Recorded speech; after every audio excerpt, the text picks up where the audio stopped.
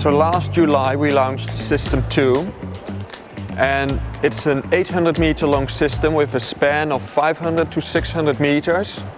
But this is System 3 and it will be 3 times bigger. So we are going to 2.5 kilometers of length and a span of something like 1.8 kilometers. So it will be huge. If you see it in comparison to System 2, System 3 will dwarf System 2.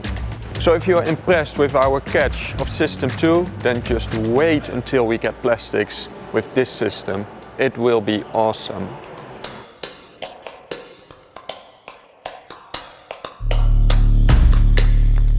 We know we have something big to tackle with regards to the design, but that's part of the challenge. It is definitely a lot of pressure because we do have a system and it works. It's not anymore about proving technology, but now it's really making sure we meet objectives and making sure scaling up is actually the right way forward with this design. So it's other level again of perfection, I would say.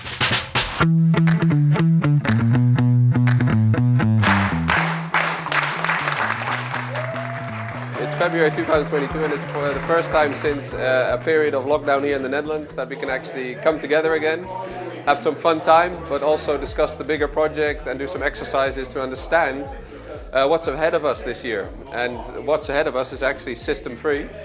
So we're playing around with Lego to simulate the operation, to get a bit more feeling about what's ahead of us when we move to the third quarter this year, I expect. To date, we've caught 55 tons of plastic, which is good, and it's definitely contributing to cleaner oceans. But this next step is really going to amplify that a lot. So we're going to clean more, but it's also going to be that essential step we need to take to scaling up our operations and therefore increasing our impact further. So when it comes to the development of our ocean cleanup technology, our key performance indicator is really the cost per kilogram of plastic removed from the water. Because essentially what we could do is right now, with our current system, you could already clean up the Great Pacific Garbage Patch. But it wouldn't be a very smart thing to do because it would just be very uneconomical. It's really expensive because you just need so many cleanup systems. And the thing is that the cost of the cleanup is completely driven by the amount of vessels that you need. So it's all about limiting the amount of vessels that you need per area covered. So that's why it's so important that we're going to go big now with System 3, where our aim is to produce the blueprint for the scale-up, for the fleet of cleanup systems. And our current modeling is showing that deploying 10 of these systems should be enough to clean up the Great Pacific Garbage Patch.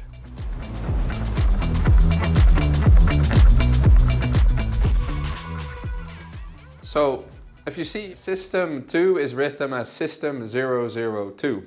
And that comes from a bit of a history at the ocean cleanup. When we initially started the designing of our system, where we're also looking at passive versus active, the modeling then shows that we may need 100-fold of these systems to clean up all the gyres in the world.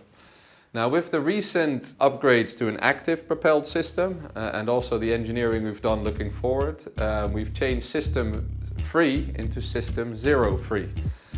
So we actually ditched one of the zeros. And the reason doing this is because our models now show that we don't need 100-fold systems anymore to clean up all the gyres in the world. And that really gives us something to look forward to in the future. Now, what we've learned over the period of harvesting, which has continued with System 2, is during the winter time, as we expected, that operations got a bit more challenging due to the increase in the weather conditions. And that meant that we needed to time our extractions more carefully. So we did that to a certain extent quite well, but we also learned that if you get the timing right or you're not quick enough in your turnaround, that you have some weather downtime. So that was a first significant learning. What we also had was during the periods out there, we also noticed that we had some encounters with marine life. And the good part was that we saw that our environmental management plan worked well. We saved the majority of the animals there. We also noticed that we caught a few animals, and after careful necropsy and interviews with experts on the outcome of those necropsies, we learned that animals were actually lethargic or ill, and some of them even quite ill because they had quite some plastics in their stomach. So I think the learning there is, the plans we have are working well. We do see sometimes when animals are in the system that the only mechanism to get them out is to flush them out with the plastics as well. And the fortunate part is that the animals survive. The unfortunate part is that we lose, of course, the plastic we've harvested. But we've also seen, thirdly, that animals which are ill or sometimes near dead, that they do act like plastic, so it's almost inevitable that a few of them enter into your system. So that does mean we need to think this through further, how to optimize that part. And another learning was that, our geniuses, I call them, from the computational modeling team, they've developed a model which allows us to steer towards the areas of high density plastic. We've actually noticed that those models are quite accurate. But we've also noticed that we need to get the decision making correct in which area to deploy at the start. Take into account the weather conditions that are then known. Because if you are operating the areas of low density plastic, as you can imagine, the outcome is less satisfactory as if you would be deploying in the areas of high density plastic. I will highlight that it is similar to the small Now and then we realize that we have this one problem, this one big problem standing in the way of our success.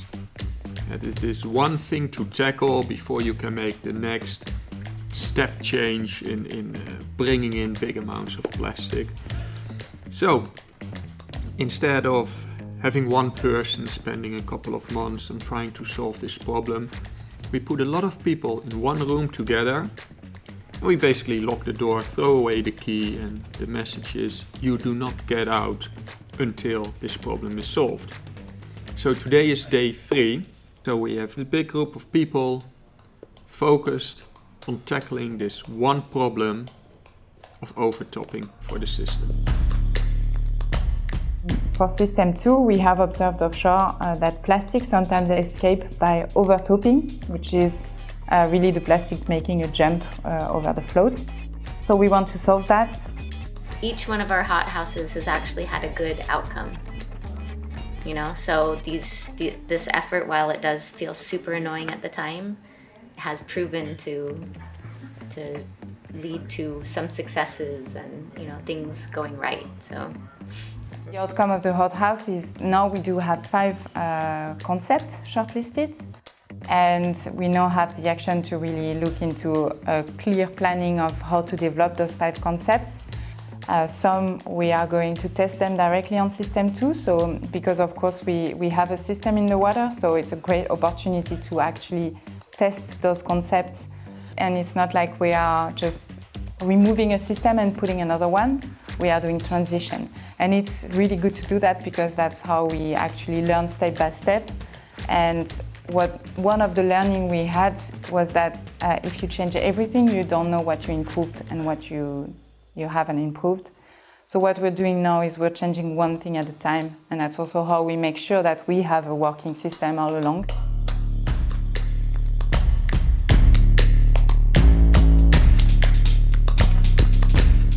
So what we're going to do is we're continuous with system 2 operations. In parallel, we're engineering and manufacturing system number 3 components, continuously getting the learnings from the field into the design.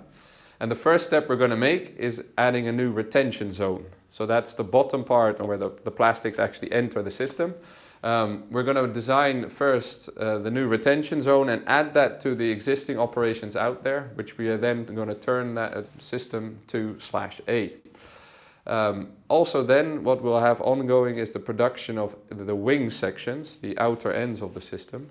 And these will include upgrades, which are related to the integrity of the system, the performance in the field, but also we're going to increase the depth from 3 to 4 meters. And system 2/B will then be the new retention zone, but we're going to add the new wing sections, but remain in an operational configuration of 800 meters. So once we get that all under our belt, we're going to progress to what we call system 2/C, which means we go from 800 to 1600 meters length of these wing sections. And then run a new test campaign as well to make sure we are still meeting our performance requirements there. Now the final step we'll take, and then the system becomes system 03, is we're going to add a new section of another section, I should say, of 800 meters, meaning the total length gets around 2.5 kilometers, including the opening of the retention zone.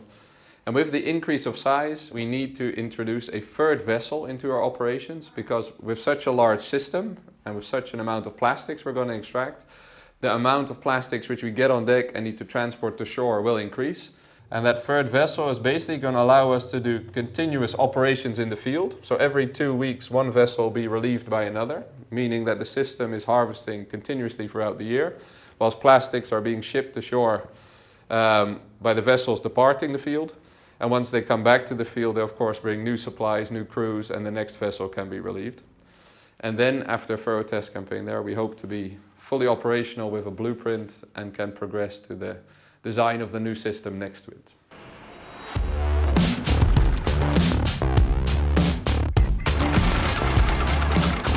Over here they are now making the retention zone for System 3. That's the first thing that will be shipped to the Great Pacific Garbage Patch. This is not something you just pick out of your pocket. This is a lot of handsman's-craft. You have been very focused. This is not as easy as it seems. It's our mission to save the oceans and to save marine life. So it might seem very strange that we end up at a fishing company that make nets to catch fish and do business with them. But in a way we are doing the same thing, and that we're going out to sea to catch something. And what better way than to ask a fisherman that has been catching fish his whole life. Now we are not catching fish, we are catching plastics. One of the big differences is that we go really slow. We go with 1.5 knots, so fish can just easily swim into the system and swim away again. A trawl goes way faster, and also there's no escape possibility from a trawl. And over here they have a lot of experience producing nets, ropes, making knots. So this is the best place to go to get a system that will last in the ocean for a long time, and that will enable us to catch all the plastics in the ocean. This is where they have the expertise, this is where they have the production facility, this is where they know how to handle the materials, how to make all the stitchings, how to make all the knotting. This is the place to be. And then we have to take this line just a little bit forward. So Mørenot fishery on the division I'm working at is for trawling. So what we are doing, we are trawling to catch fish and sustainable harvest the fish. That's what we try to do. And now we are gonna trawl for plastic instead, but we're letting go of the fishes. So it's way opposite than what we do in fishery. We see for a long time that a lot of what we found at our coastline in Norway, but also we see from ocean cleanup that we catch a lot of and get a lot of fish net ropes and buoys and stuff, which is clearly from the fishing industry.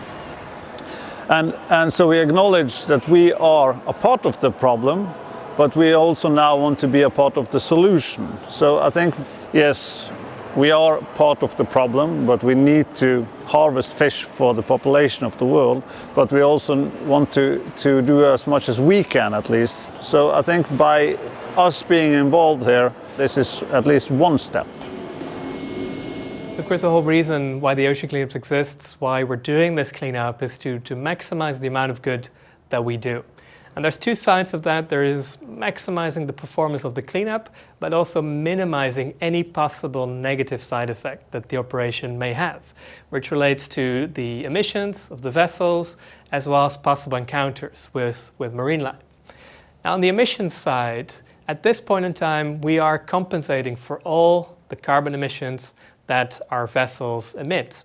And this is important, but at the same time, we also think it's still important to keep pushing to reduce the amount of fuel that the vessels require to operate.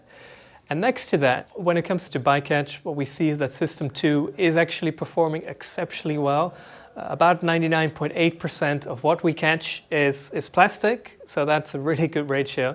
However, still, for that last 0.2%, we keep pushing to try and minimize that with System 3.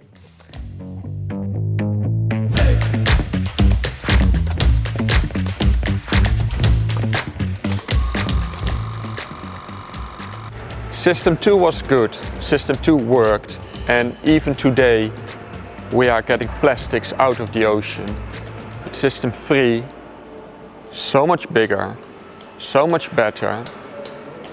The quantities of plastics we're going to get from the ocean will be huge. The piles of plastic that System 2 brought in, those were impressive. I can't wait to see what this system is going to bring back.